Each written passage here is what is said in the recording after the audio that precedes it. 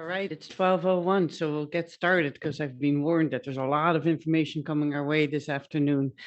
Good afternoon, everybody. Sandrine van Schaik, Vice Chair for Education, Department of Pediatrics. Dr. Hirsch sends his regrets he couldn't be here today to wish you all a very happy new year.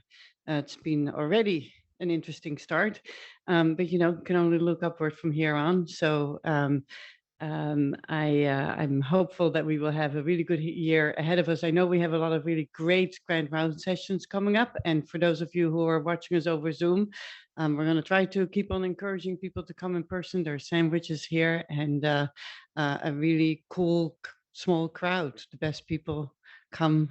No, that's not true. But really good people are here. With that, let me just hand it over to our panel. We have a very illustrious panel this week, and I really want to give a special shout out to Ted Ruel, who over the course of the past 2 years has never failed to respond favorably to my oftentimes somewhat last minute request and say, hey, this is in your wheelhouse. Can you please come and educate us on the topic at hand? So Ted, professor of pediatrics in the Division of Infectious Diseases, where he's also the division chief and fellowship director. We go way back. Ted and I think we were fellows together, but clearly has risen to high important levels of importance since infectious diseases, clearly the specialty of the decade, if not the century. Ted, I'm going to hand it over to you to introduce your panel, and thanks so much for doing this for us today.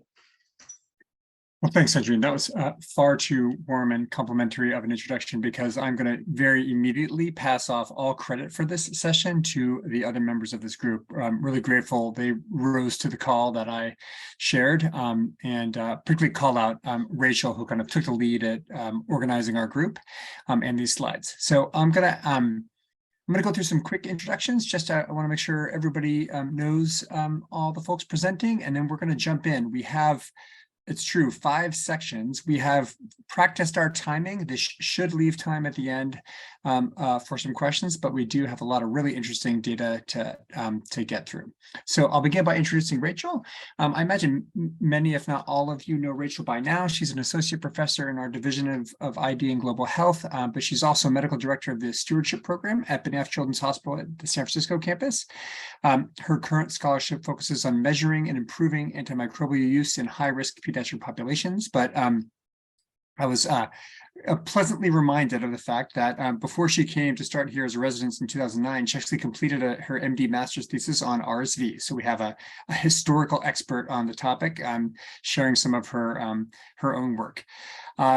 Next, we'll be hearing from Mary Prawl. She's an assistant professor also in our division. Her research focuses on maternal, fetal, and early childhood immunity to pathogens and vaccination. She's done a lot of work with malaria and really pivoted to do really interesting and important work around COVID. You'll see she can bring that same skill set to bear on teaching us about RSV. She's been at UCSF since 2013, since she completed fellowship, and she is one of our most promising and exciting junior faculty members, building her research career here as well. Jenna is more an example of a sad but positive story.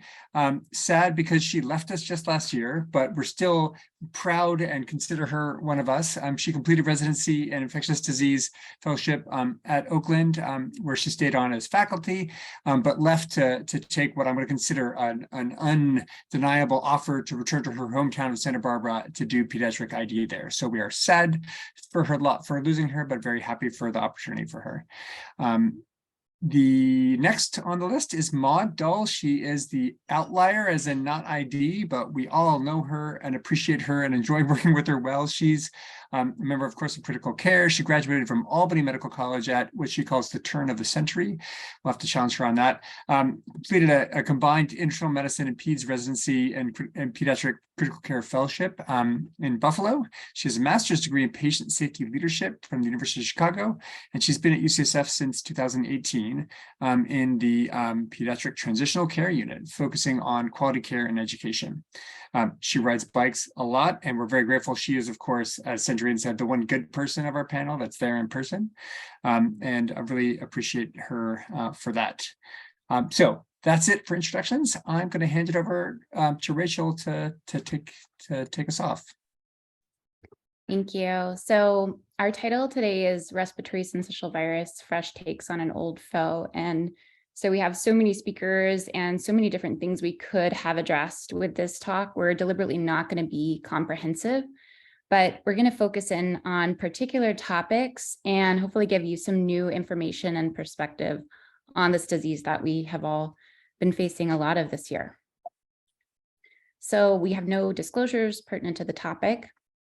Just to set up our context, I think most of you will be familiar with the season that we've had this year, which has been unusual, both in its degree of severity. The number of hospitalized patients has been substantially higher than previous years, including pre-COVID-19 pandemic. So if you look at this RSV surveillance data graph from California, the curves are over multiple seasons of activity, and these dotted curves show the previous seasons prior to COVID, where usually RSV starts picking up activity in November and then peaking in January or February. And what we've seen this year in the green line is that the activity actually started off in the summer, which is unusual, peaked early in late November, and we had so many more cases than expected based on prior experience. So though, fortunately, this seems to be abating somewhat, we wanted to take the opportunity to share some fresh information, refresh on some of the basics about RSV disease burden, and hopefully you will learn and enjoy the talk. So these are our objectives. So we'd like to be able to describe the combined influence of the virus, host response, community, and environment on the RSV disease burden that we see. To describe potential hypotheses for altered RSV disease burden following emergence of COVID-19, identify key principles of evidence-based management of the hospitalized patient with RSV, and recognize influence of disparities on RSV disease burden and outcomes throughout. So this is going to be the setup. We can think about RSV, like any infectious disease, as being the product of interactions between the virus, the host, and the community and environment. And I'm talking here both about the social environment and our interactions, but also about the actual environment, including the climate. And then we do have interventions that we can offer to mitigate the severity of disease. So that being our management of the hospitalized patient, and as well as potential preventive interventions. So each speaker will have a different focus topic on each of these areas. I'm going to kick us off with RSV basics that I think everyone should know, and then focus in on RSV's genetic variation and some stories that it can tell us about epidemics. Okay, so I think if you take away nothing else, I would want to emphasize that RSV is really a big deal. It always has been. It's the #1 leading cause of acute lower respiratory tract infection in children under age 5. If you look at surveillance data among children who are admitted to the hospital in this age group with an acute lower respiratory tract infection, 1 in 3 of them will have RSV detected. And this is actually replicated across a lot of different settings, including other low middle income countries, other parts of the world. If you look at the peak of the RSV season in the United States, this could be up to 60% of hospitalized patients having RSV detected. The highest burden of RSV disease occurs during infancy. This virus infects nearly all children by the time they reach age 2. So the experience of infection is very frequent. In the United States, 1 to 3% of all infants will be hospitalized with RSV each year in a typical season. And that makes it the most common reason to be hospitalized during infancy, except for the initial birth hospitalization. And 70 to 80% of these hospitalized infants lack any specific risk factors other than just being young. So they're born at term, have no chronic health conditions, so they would not be eligible for any targeted prophylaxis intervention. And if you look at this curve of hospitalization incidence rate by age and months, you can see that the majority of the disease burden occurs in infants under age 6 months, so very young, and in particular, this 1 to 3 month age group. And we think about that severe end of the spectrum a lot, but it's also important to recognize that RSV disease ranges greatly in severity and manifestations. And a lot of what RSV causes is upper respiratory tract infections. And that's important for its circulation in populations of older children and adults.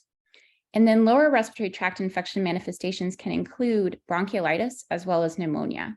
And so when we're talking about burden of disease in this talk, we're really referring mostly to lower respiratory tract infection because that's associated with more risk of complications. We have been accustomed to thinking of RSV in children, but I think it's also important to recognize that RSV infection causes a lot of severe disease in adults too. Infection is not protective against subsequent infection. And so people repeatedly get RSV, usually as URIs throughout their lifetimes. You may have experienced one this year. And then in the United States and other high-income countries, the majority of deaths due to RSV occur in adults over the age of 65. And that disease burden is actually on par with influenza, though it's previously not well appreciated. Fortunately, in children in the United States, death due to RSV is infrequent, but this is not the case around the world. So I think shifting gears to the global disease burden in children under age 5, this is data from multiple sources put together from 2019 to estimate the disease burden in children 0 to 5 years. And it really emphasizes that RSV is a global disease, and a lot of the morbidity and mortality of RSV is concentrated in low and middle income countries. And overall, the estimated disease burden is quite high. So in this age group, there were an estimated 33 million RSV-associated lower respiratory tract infection episodes overall, 3.6 million of those leading to hospitalization, and approximately 100,000 RSV-associated deaths. And if you look at this disease burden, it's really concentrated with greater than 95% of episodes and greater than 97% of deaths occurring in low-income and middle-income countries, disproportionate to their share of the global population. As a cause of death in children under age 5, RSV is estimated to cause 1 in 50 of those deaths. And if you look at that highest risk age group, the 1 to 6 month age group, 1 in 28 deaths in that age group. And for each death that occurs in the community, each death that occurs in the hospital, 3 additional deaths are estimated to occur in the community. So I hope that information has you thinking about how we may better prevent RSV in the future. And I'm going to table that topic for Ted to address later in the talk. But I'm going to transition to thinking about RSV genetic variation. And remember, this as a contributor to disease burden interacts both with the host and things that are going on in the environment. And I want to share how much of RSV genetic variation we can see, why it's important, and how it can tell us about RSV epidemics, including the one that we've currently experienced. Okay, so I think we're used to seeing on diagnostic reports RSV-A, RSV-B subtypes identified. That's really just the beginning of thinking about genetic variation between different RSV circulating viruses. It can go a lot deeper than that. So within each of these subtypes, there are multiple genotypes that have been described, at least 10 for RSV-A and at least 20 for RSV-B. And within the same genotype, you can have multiple variants within each of them. I'm going to orient you all to this phylogenetic tree because we're going to see a little bit more of this later. So these are different trees for RSV-A and RSV-B. And this is describing circulating isolates in Australia prior to the COVID pandemic. And so these trees, usually they have an up-down axis that can be thought of as genetic variation. So those that are closer together are genetically more related. If they're further apart, they have more genetic differences. And then the left-right axis can be thought of as a representation of time. So there are a lot of different viral variants that circulate with RSV.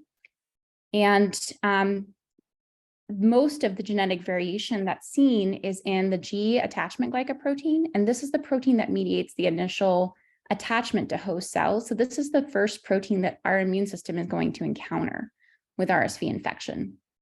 And then the F fusion glycoprotein is going to mediate the host cell membrane fusing with the viral envelope. There are a lot of other proteins, and there is variation in these genes as well. As an RNA virus, like most respiratory viruses, RSV has error-prone replication and a high mutational rate. And that's an advantage, as I'll discuss in subsequent slides. But G is really the least conserved gene. It has about 50% sequence identity across different strains. It's under very high selective pressure, largely as a consequence of its interaction with the human immune system. Okay, so why is this important? So from the virus's perspective, it's definitely a feature, not a bug, in that it enables the virus to constantly present new variants to the human population and thereby evade the immune response and persist over time. And sometimes these genetic alterations can lead to improved fitness. There are phenotypic characteristics that vary between different strains. This is actually the topic of my MD thesis. And sometimes these lead to advantages that help the virus better transmit, infect the host, and to replicate. From our perspective, this variation can be helpful to better understand RSV epidemiology because it can help us map the circulation of viruses both in space and time, can give us insights into RSV's biology, and then when we ultimately do have vaccines against RSV, can help to adapt those vaccines to the circulating virus. Okay, so what do we understand about usual circulation patterns based on this genetic epidemiology of RSV? So in this figure, you can think of these individual circles as a genotype or variant lineage of RSV, and each group from left to right represents the RSV viruses that are circulating in any given season. So over time, what you'll see in a given place is that multiple genotypes and variants within the genotype will co-circulate. And there will be changes in that population from year to year. So periodically, there are new genotype and variant introductions from other regions. And then there's also evolution within the locally endemic strains over time. Those are both important sources of genetic variation. You'll also see genotypes periodically drop out of circulation and no longer be detected.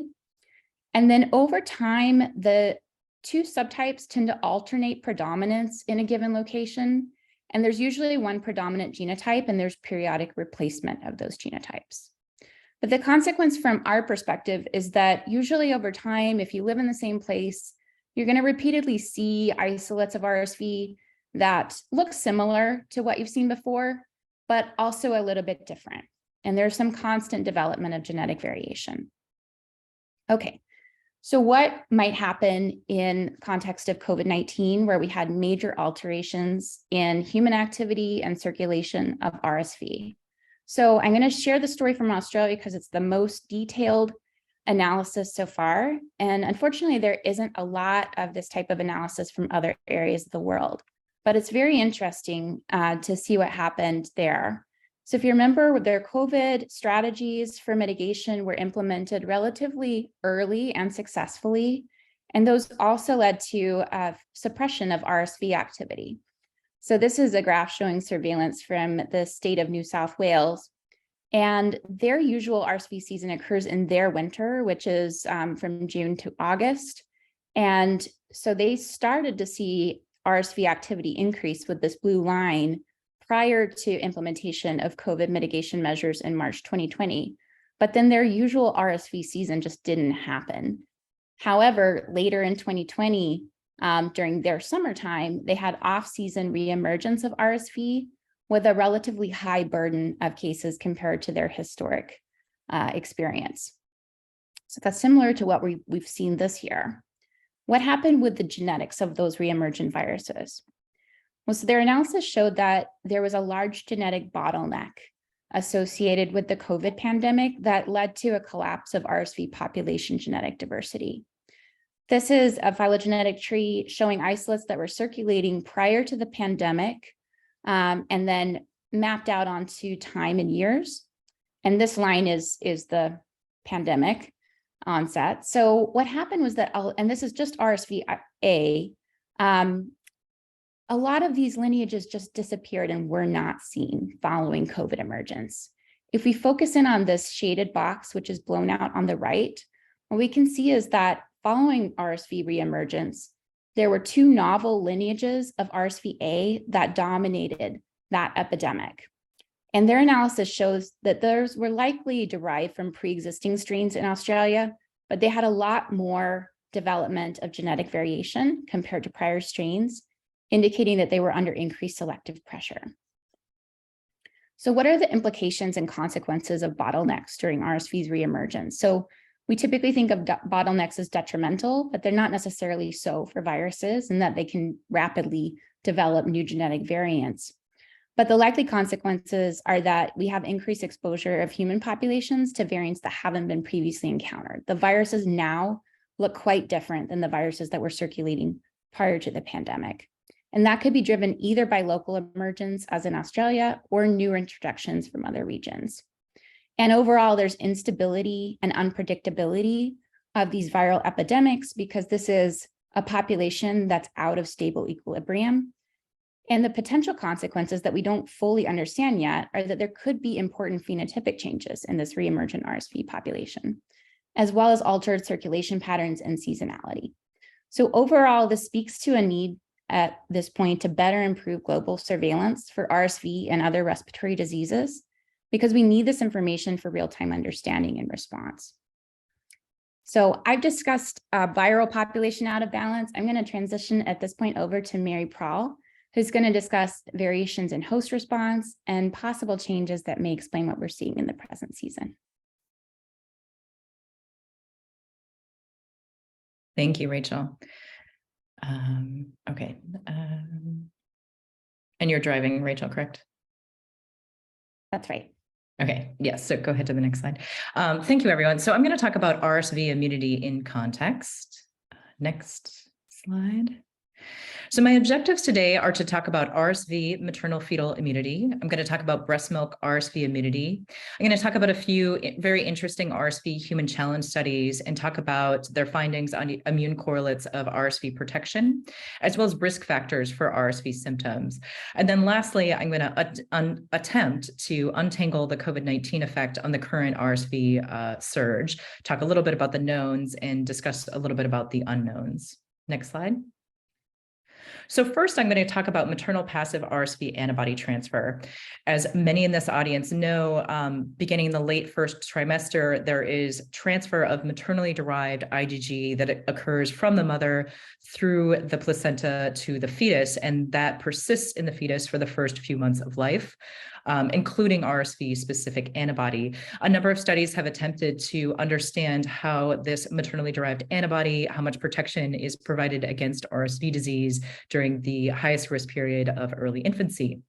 There was a very interesting study here on the left, this Danish national birth cohort, an older study, but they looked at the decay of cord blood RSV neutralizing titers, and they found that they were associated with increased RSV hospitalization across their population.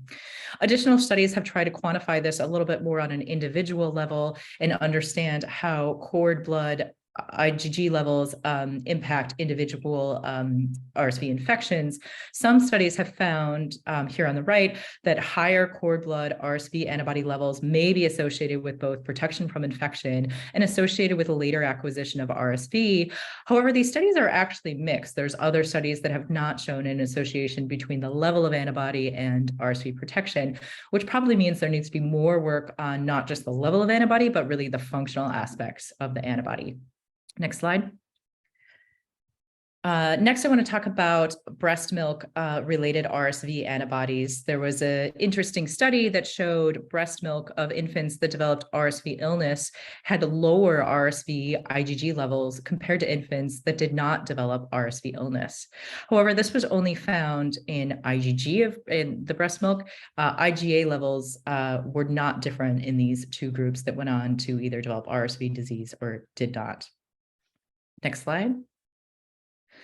Next, I'm going to talk about some very interesting RSV human challenge studies.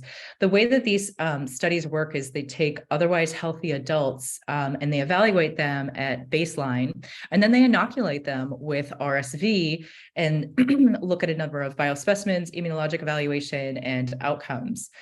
The studies are set up in that they collect a number of biospecimens at baseline, including blood, nasal washings, and in one of these studies include bronchoscopy at both baseline and post RSV inoculation. They do a large immunologic evaluation of a number of different immune parameters, and then the outcomes include the development of symptoms. Since these are otherwise healthy adults, their symptoms are if they develop cold symptoms or not. And then they've looked at immune correlates of protection. So some of the findings in these studies have included that nasal RSV IgA levels have been shown to be protective against RSV symptoms. They've looked at baseline serum RSV neutralizing antibodies. In some of these studies, they've found a trend, but they were not statistically associated with protection. However, in other studies, serum RSV neutralizing antibodies have been associated with protection in other cross-sectional studies. And then particularly in this study that was able to do bronchoscopy, they were able to find that RSV specific T cells in the lower respiratory tract was associated with protection against RSV. Next slide. Then they also looked at what are the risk factors for development of RSV symptoms. And what was very interesting is that their findings were all really focused on this baseline time point before the participants were exposed to RSV. And two of the major findings was really looking at airway and nasal mucosal inflammation. And so what they found is at baseline, if you had neutrophilic airway inflammation prior to RSV exposure, you were more likely to go on to develop RSV symptoms, as well as if in your nose, you had higher levels of nasal mucosa innate-related cytokines, you were more likely to go on and to develop cold symptoms. Very interesting. Next slide. However, what are the knowledge gaps out of these studies? As we in the audience all know, infants are not little adults. Unfortunately, though, I do not foresee the IRB approving a human challenge study of RSV in infants anytime soon. So there's still a lot to be known about what baseline respiratory immunologic factors are associated with the development of severe RSV disease in infants and young children. All right, next slide. Okay, so lastly, to try and put the current RSV surge in context, obviously we've been in a pandemic for 3 years and wanting to try to understand how does the current COVID-19 pandemic interplay with the current RSV surge. I'm going to, kind of the short answer is we really don't know. I'm going to touch on two kind of hot topics in the human immunology world and the debates that have been circling on how these two could interplay. On one side of the aisle, people have talked about how COVID-19 mitigation measures have led to decreased global immunity, including RSV-specific immunity, due to lack of pathogen exposure. On the other side of the aisle, a number of people have thought, well, could there be COVID-19 related immune dysregulation through some sort of post-COVID-19 immunopathology or long COVID prolonged symptoms that have led to increased susceptibility to RSV disease or more severe disease? Next slide. So first, I want to talk about this concept of decreased global immunity due to the lack of pathogen exposure. There were a number of studies that have been published that looked at RSV antibody levels, and they've looked in women of childbearing age, infants, looked in breast milk, and across the age spectrum from young children all the way up to adults 70 plus. And they've looked at RSV antibody levels starting in early pandemic, and then comparing them to 2021. So now over a year ago, year and a half ago. And so this was basically showing that there's decreased RSV antibodies levels in blood and breast milk in 2021 compared to or early pandemic. Next slide. So this leaves me with a few questions. If the antibody levels of RSV across the population were lower in 2021, why wasn't the 2021-2022 RSV season more severe? And I think the information that we need to know is what does RSV serosurveillance look like in 2022? And I have not seen any published data on this to date, so this is a knowledge gap that we need to address. Next slide. So I want to talk a little bit about the burden of COVID-19 in the youngest age group, the age group which is also at risk for most severe RSV disease. So as many of you in the audience know, the COVID vaccine approval timeline was rolled out very quickly for frontline workers, but then there was a large lag time for children aged 6 months and up, which was not approved until June of 2022. And unfortunately, right before the approval of vaccination, there was a huge Omicron surge, which preceded the opportunity for young children to be vaccinated prior to the Omicron surge. And then it is important to understand the burden of hospitalization rate by age. If you look at the related hospitalizations in the youngest age group, 0 to 6 month olds, these children were hospitalized at extremely high rates during the Omicron during the Omicron surge. As you can see, they were hospitalized at rates that were actually really on par with hospitalization rates of adults that were 65 years and older, both for the Omicron wave and previous waves. It was quite a high burden in that youngest age group. Children 6 months to 4 years old also had a bump in hospitalization rate during the Omicron wave, but not nearly as high as the 0 to 6 month olds. Keeping this in context, these children that were most affected during that Omicron wave, that 0 to 6 month olds, are now a year and a half year olds at the time of the beginning of the respiratory season. Next slide. And then to touch base on that topic of, could there be post COVID-19 immunopathology or long COVID that's playing into this current respiratory surge? What do we know about post-COVID immunopathology? Well, certainly this audience knows all about that there is known post-COVID immune dysfunction in the syndrome of MISC with a number of immune parameter perturbations in that disorder, but that disorder is rare. Not every child that has COVID-19 develops MISC. It's a very rare disorder. What about long COVID and pulmonary dysfunction? There was a very interesting study that showed in our pediatric population, they've documented that there is post-COVID-19 pulmonary dysfunction in children that have recovered from a COVID-19 and as well as children that have a diagnosis of long COVID. Next slide. And then what do we know about the immune response to COVID? We know that children have a much more vigorous innate immune response. In particular, they have a much more vigorous local interferon response within their airway, as compared to adults who have a much more vigorous adaptive and systemic interferon response. Children also, there was a nice study showing that children with COVID-19 had much higher levels of innate related cytokines in their nose with COVID-19 as compared to adults. And so overall, children with COVID-19 infection have more vigorous airway innate responses compared to adults. Next slide. So how could these potentially two viruses be interplaying with each other? There's a lot that's unknown. And so what are the unknowns? Is if there's a persistence of upper or lower airway inflammation post-COVID-19 that could predispose to or to more severe RSV disease. And I bring that up particularly in light of those RSV human challenge studies where I showed that some of the risk factors for the development of symptoms included nasal and airway innate related inflammation prior to exposure with RSV infection. However, we really don't know this, and we do not know if there's persistence post-COVID and if there's any potential for this interplaying. Also, there's a lot of discussion. Is there other potential post-COVID immunopathology risk factors? We don't know. I just talked about one part of the immune system, and there's many others to look at.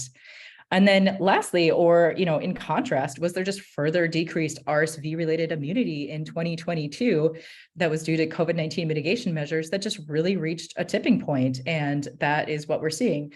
To answer that, we just need more data. And so really what's needed overall is that we really need pediatric-specific translational research infrastructure prior to new disease outbreaks and respiratory virus surges. We need pediatric-specific data to make pediatric-specific interventions on obviously all of these respiratory surges, as well as really understanding the nuances of the pediatric specific immune response. With that, thank you very much. And I can pass it along now to Dr. Jenna Holman, who will talk about community and social determinants of RSV disease burden. Thank you. Thank you, Mary. So first off, when we talk about social determinants of health as they relate to disease burden and health inequities, there is no one unifying metric by which these are evaluated. There are studies that use race as a metric by which to evaluate disparities, while others look at poverty level, yet others look at insurance type, and even others look at composite metrics of various factors that lead to disparities. It is important when we're comparing and evaluating these studies to keep in mind that it is actually the systemic structural constructs that truly lead to these disparities. There's nothing inherent about being a racial minority or of low income. that causes health inequity. Ultimately, these various structural constructs lead to limited access to adequate health resources on multiple levels. This includes limited access to healthcare facilities, to diagnostic testing, to therapeutics, as well as to preventative care, all of which contribute to increased disease vulnerability and poor health outcomes. Next slide. This list includes many of the more important and currently identified structural barriers that lead to these disparities, but it is important to note that this list is illustrative, but not exhaustive. These structural barriers include various measures of socioeconomic status, which I will refer to as SES, as well as racism, gender discrimination, and multiple other metrics. Next slide. Additionally, these structural barriers can often lead to environmental factors in the living environment that cause measurable physiologic changes that contribute to increased disease vulnerability, generally through release of pro-inflammatory cytokines and chemokines. These environmental factors include increased childhood adverse events, or ACEs, decreased access to healthy food, decreased access to safe areas for recreation and exercise, air pollution. Many people of lower SES live in neighborhoods closer to busy streets and freeways, as well as ports, where air quality can be much lower. Additionally, local environmental toxins, such as lead paint in the household, can contribute. Even things such as cold temperature, which are common for those with poor heating or who are unstably housed, can change the nasal mucosa such that it loses its protective molecular lining and thereby increases susceptibility to respiratory viruses. Patients of lower SES also tend to have decreased access to public resources in their neighborhoods. Next slide. This slide is a graphic showing how increased air pollution and ultrafine particles increase susceptibility to an RSV infection on multiple levels due to the production of pro-inflammatory cytokines, increased IL-8, chemokines, and nerve growth factor, as well as decreased IL-1 beta, all of which are triggered by exposure to these pollutants, will lead to increased viral replication. Additionally, increased IL-6 and IL-8 can lead to increased viral survival and cell entry. Next slide. This is data from a study looking at RSV outcomes in premature infants born 32 to 35 weeks gestation by insurance status. The graphic shows the incidence of outcome on the left by insurance status, with public insurance being to the right of the dotted line and private insurance to the left. Here you can clearly see that premature infants with public insurance have a statistically significant higher incidence of ED visits secondary to RSV, with a hazard ratio about twofold higher as compared to those with private insurance. Premature infants with public insurance also have a notable trend towards increased hospitalizations as compared to those with private insurance, but this trend did not actually reach statistical significance. Next slide. This is a study looking at the estimated incidence of RSV-associated hospitalizations by socioeconomic status and age. The incidence is on the y-axis, age is on the x-axis. The turquoise bars here represent those with low income, the yellow bars those with medium income, and the red bars those with high income. We can see in this study, children less than 5 with lower SES do have a higher incidence of RSV-associated hospitalization as compared to children with higher SES. This difference appears to disappear as we enter older age groups, though I wonder if this disappearance is truly just due to a lower N, as older children and young adults tend to have a very low incidence of RSV-associated hospitalization to detect any trends. Next slide. This is data from a study that's actually looking at the incidence of RSV-associated hospitalization in adults by census tract poverty level. And here we can clearly see an increase in the incidence of RSV-associated hospitalization in those with increasing census tract poverty level, with an incidence rate of RSV-associated hospitalization more than 2.5 times higher for individuals living in census tracts with the highest levels of poverty versus compared to the individuals living in census tract with the lowest levels of poverty. Next slide. This slide shows data from a preprint study, so caveat, it has not yet undergone peer review, but it is looking at the seasonal incidence rate of RSV by race and ethnicity in children less than 5. Here again, the y-axis is incidence rate and the x-axis provides a timeline. The lavender bars on the right are post-pandemic and the blue bars are pre-pandemic. In this slide, you can see, the left half of the slide shows children of white race and the right side is children of Black race.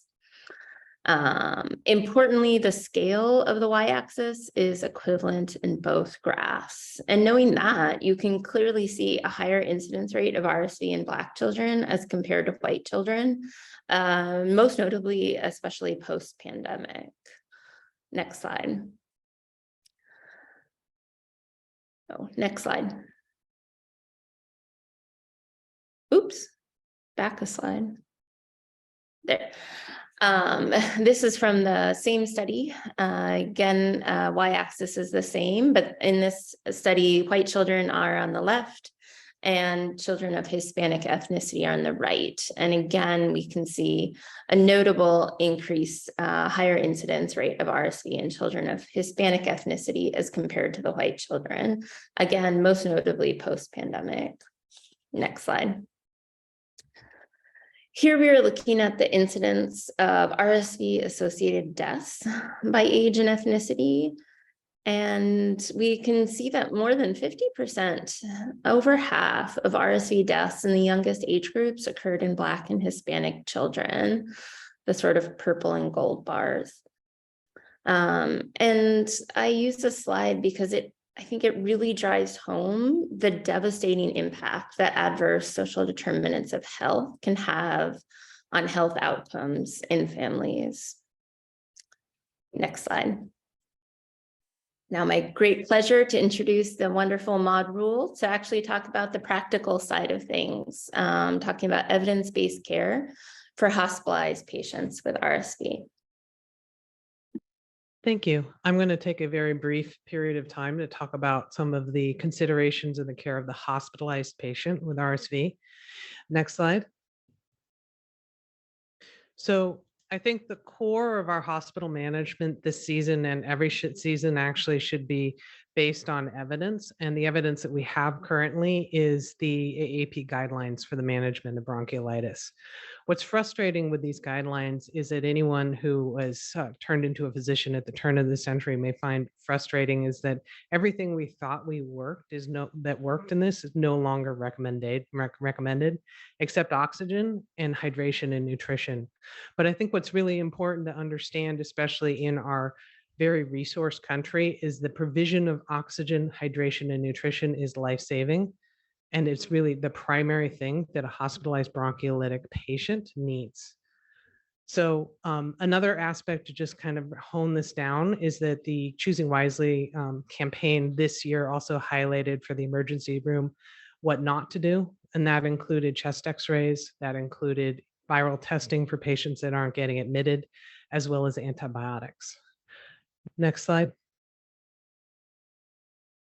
So a lot of what I've been doing around the RSV population over the last couple of years has been this high flow quality improvement initiative, where we basically took a protocol that allowed us to standardize the weaning of patients off of high flow nasal cannula.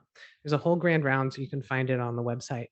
But the long story short is that when we standardize the care of patients that are in receiving high flow nasal cannula in the hospital with bronchiolitis and trial them with periods of time off this therapy, we can get them out of the hospital faster. And this has been of key importance during the surge, because one less day in the hospital for multiple patients means that we can bring more patients into the hospital.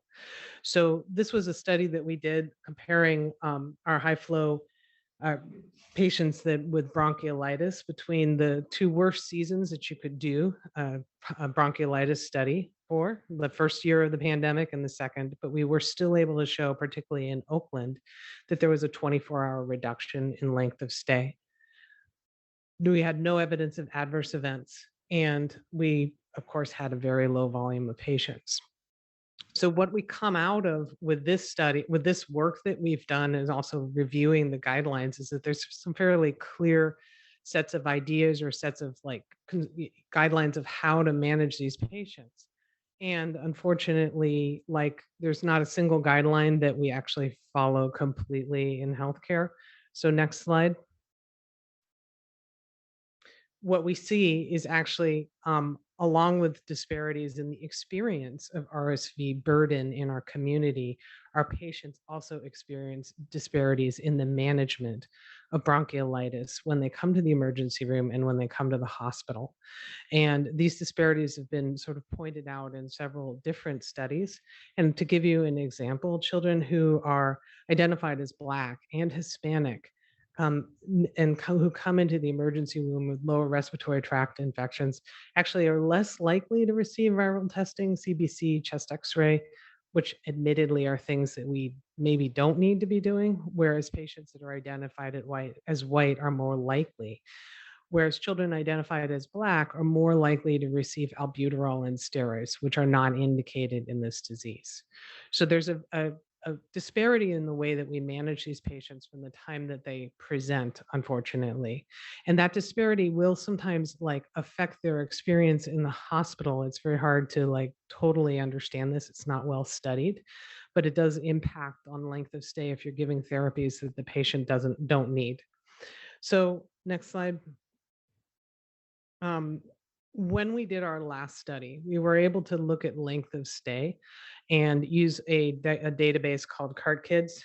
And CART-Kids basically is through the UCSF healthcare system, allows us to look at a diagnosis at length of stay and then split it out by multiple different factors. And one of the factors is the UCSF derived race and ethnicity.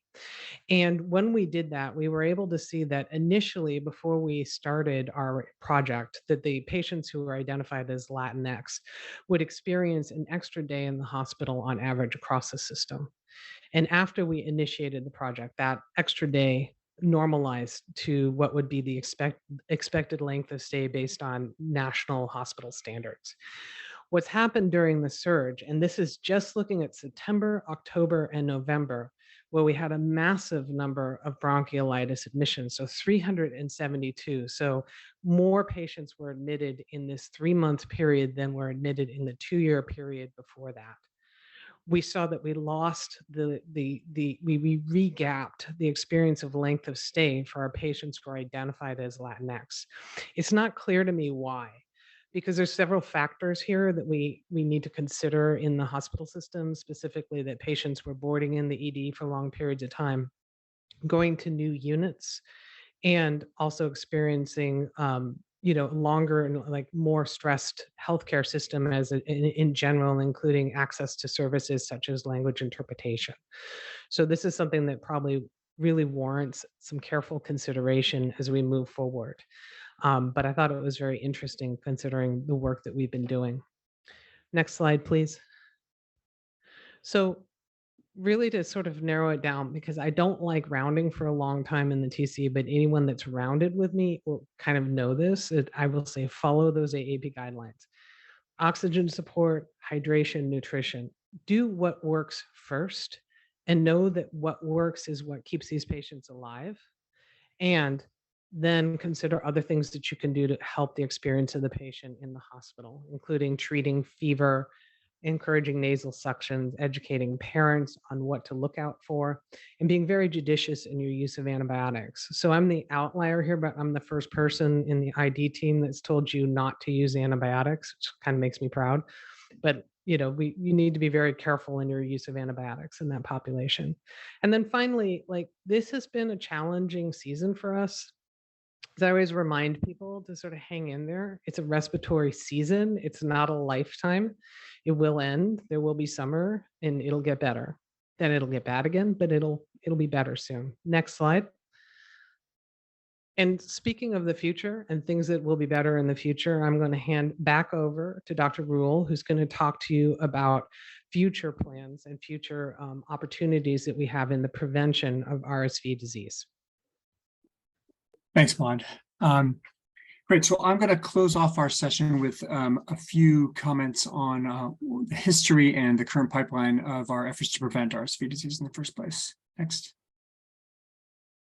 So the first effort at an RSV vaccine was a really tragic and humbling failure, to be blunt about it. This occurred in the 1960s. This was developed by a technique that we still use today, formalin inactivation of vaccines, kind of the core technology of vaccinations in the first place. Elicited a great antibody response, optimism going into the trial, but when they rolled this out, and this was again in the mid-1960s, they had children that had gotten the vaccine actually did worse when they got RSV compared to those who didn't. 80% were hospitalized, and 2 infants in this very small study were unfortunately died of it. So a real important setback, and I mentioned humbling, and a lot of effort has gone in to understand why that happened and to inform current vaccine development. Subsequent studies suggested that the antibody levels might have been high, but they were not neutralizing, and the response that they generated, the vaccine generated, was a Th2 biased T cell response. So a lot has gone into helping avoid that outcome with subsequent development. Next. So palivizumab was the next big effort, or I should say now 35 years after that first effort, was the first kind of FDA approved, not the first, the current FDA approved kind of first treatment for any efficacy around RSV. This is a monoclonal antibody developed targeting the F protein. Efficacy data, as people probably remember, was derived from its study in high-risk populations, so congenital heart disease and children with BPD, and it reduced hospitalization for RSV by about 50%. So not great, but certainly important for those at high risk of consequence. Now, the problems we are all very familiar with. This is some, but not great efficacy, and this is just in high-risk groups that we have data. It's challenging to implement. It's monthly doses through a whole season, which also means that cost gets driven up to about $20,000 per person per season. So challenging to offer in the US, and certainly very challenging to consider to address global issues. Next. So Rachel had highlighted before that the variation is largely driven by kind of the G attachment glycoprotein, but the efforts of prevention have targeted instead the fusion glycoprotein, which is relatively conserved across strains. Next. And the real breakthrough in prevention development came with the recognition that when the pre-fusion form of the protein is targeted and effectively the fusion transformation is blocked, really high levels of neutralizing potency are achieved. So a lot of the work has been done targeting that characteristic. Next, please.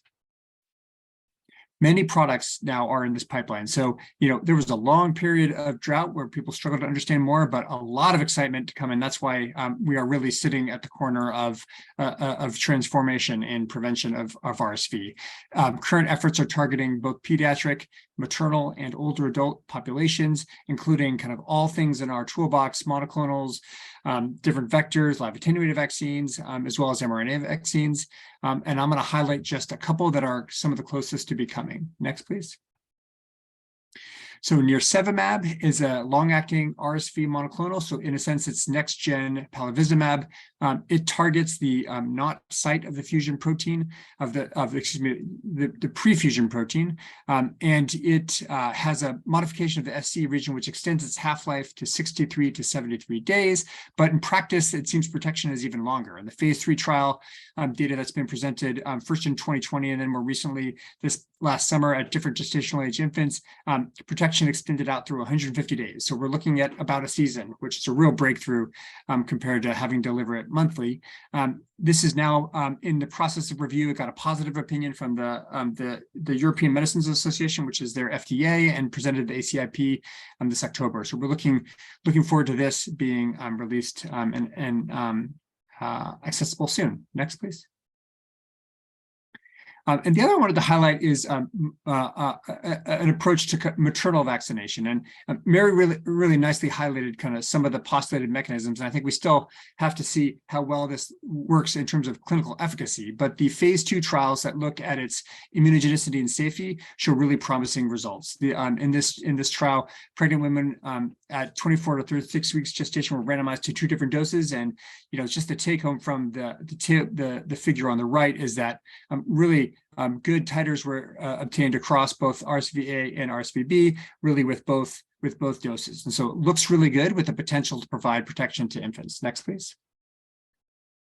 But as these new things come out of the pipeline, we're really going to have to think carefully about the timeline, and I should say the time periods that they're protecting infants. You can see in this figure, this is kind of projected, and there's certainly ranges on these, but the idea is that maternal immunization would provide protection potentially for the first several months. Monoclonals could provide protection potentially out longer, and vaccines we would expect to protect infants starting around 4 to 5, 6 months of age. So we're really going to have to think what makes sense for what people and what populations. It may be that for certain high-risk infants, monoclonals still make sense, but of course, thinking globally, that combination of vaccines may be the better way to provide protection throughout the first year of life. Next slide, please.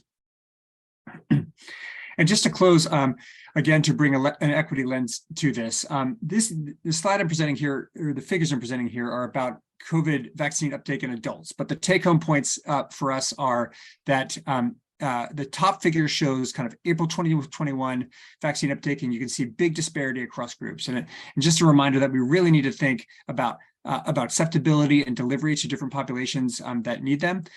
But the bottom slide shows what happened over the course of the year with increased efforts, and that a lot of the differences were surmounted. So we need to pay attention up front and learn what we've learned from Summit and COVID to help make sure this gets to the right populations. And just to close, as you can tell, I'm speaking quickly, so we can get to a few questions. Next, please. To bring it back to the original epidemiology, we certainly want to optimize our care here in the US, but we must remember the rest of the world where 95% of the disease and 97% of the deaths are occurring.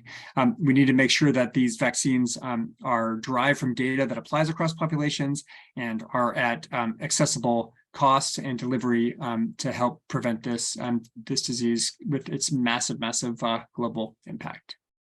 Next, please. While we raced as quickly as we could, we just have a couple minutes for questions. So I think maybe I'll turn to Sandrine if you've been monitoring the chat, and maybe panelists could come on and we could take a few questions before the hour. Yes, thank you so much. Maybe a quick applause for all.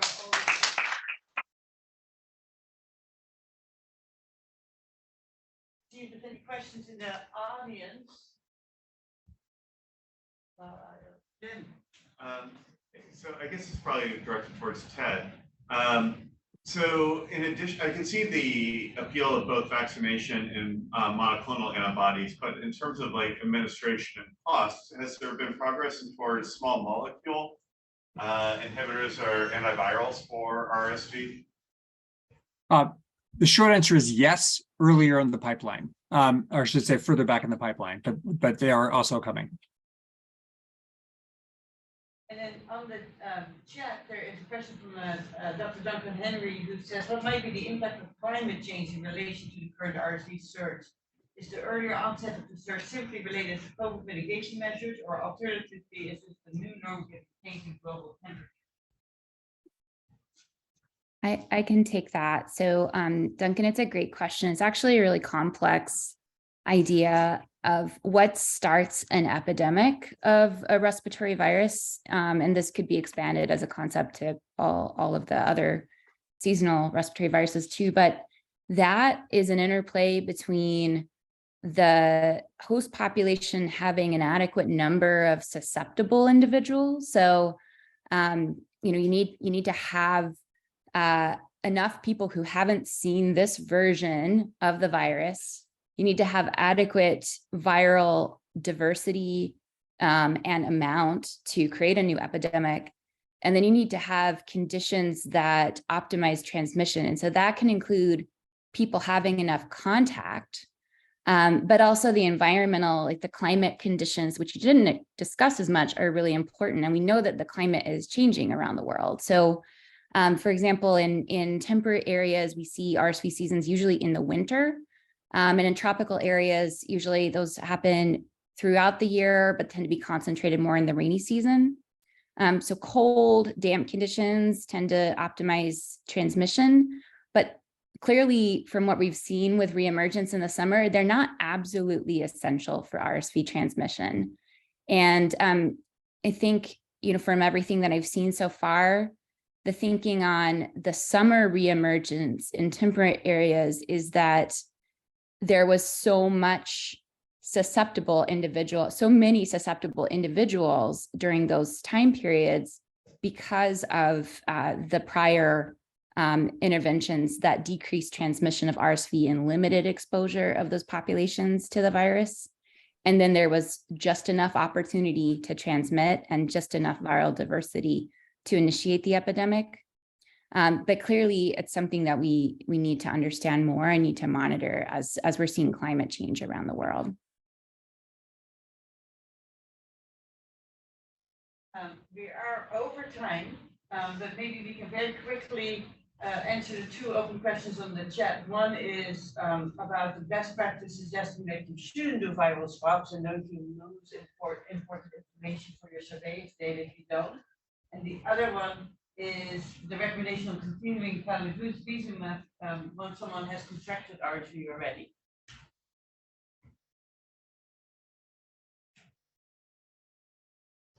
Rachel, you want to take it? Looks like you answered one. Yeah, I took the AAP guidelines, if you refer to them, they do recommend stopping the Syncytial prophylaxis after someone has experienced RSV during that same season. And then doing viral swaps, yes, no, maybe? For surveillance purposes? I guess I can take that one. I think, the question of testing for clinical reasons and testing for surveillance really are two different purposes. And I would definitely advocate for testing for surveillance as its own end. But if you think about what's optimal surveillance, it's not necessarily captured by what we're doing in clinical practice. It really should be established proactively and have full capture of cases. And, there are important populations that are just not mapped well by testing with our current clinical strategy. So from a clinical standpoint, I don't think I would recommend a change in practice if you hadn't been a part of a proactively established surveillance system. And I'll add that, the CDC does national surveillance of RSV at designated sites. So local surveillance with testing everybody is not necessary for national epidemiologic data, but it can inform local epidemiology. Right, well, I want to thank everybody again. I want to thank everybody for attending in person and virtual. I love all of you, but I just like seeing people in person. So please do not take any offense if I highlight people in person. I really appreciate the panel for putting such a thoughtful presentation together.